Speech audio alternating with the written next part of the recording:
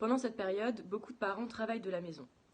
Ils doivent gérer de front les attentes professionnelles, la gestion des tâches domestiques et la gestion des enfants. Ça fait beaucoup.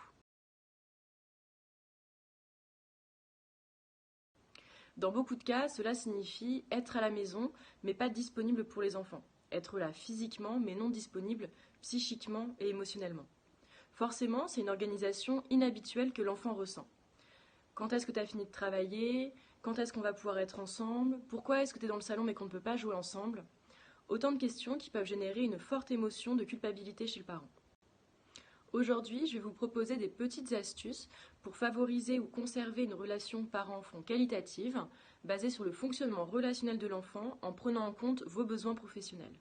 Tout d'abord, la relation parent-enfant se construit au fil des expériences. Ce n'est pas parce que actuellement vous êtes moins disponible pour votre enfant qu'il va intégrer mon parent n'est pas disponible pour moi.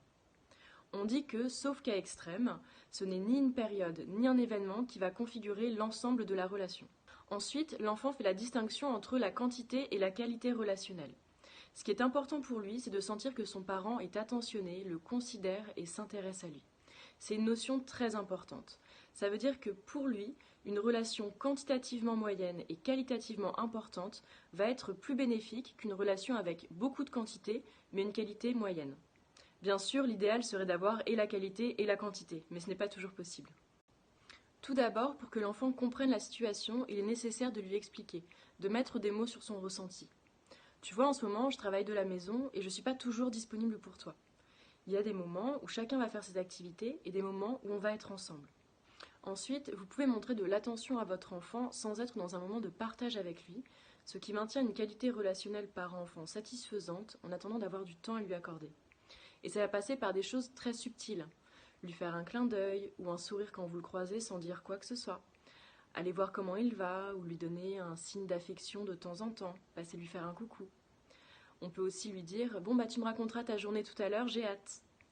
Toutes ces attentions vont permettre à l'enfant d'être rassuré sur votre amour et de le laisser patienter quelques instants.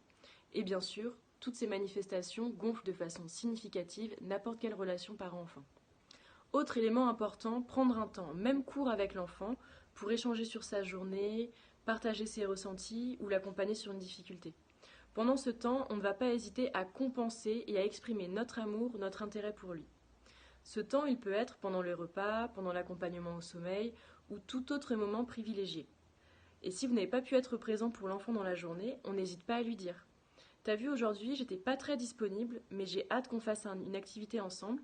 Peut-être que tu pourrais déjà réfléchir à ce qui te ferait plaisir? L'enfant va faire une sorte de moyenne de la quantité et de la qualité de relations qu'il a reçues dans la journée. Puis la moyenne sur la semaine de l'ensemble des moyennes journalières. Et ainsi de suite jusqu'à créer une relation. Aucun parent n'est parfait. Alors tant que vous faites de votre mieux en fonction de votre situation, de vos contraintes et même de vos humeurs, votre enfant le ressentira.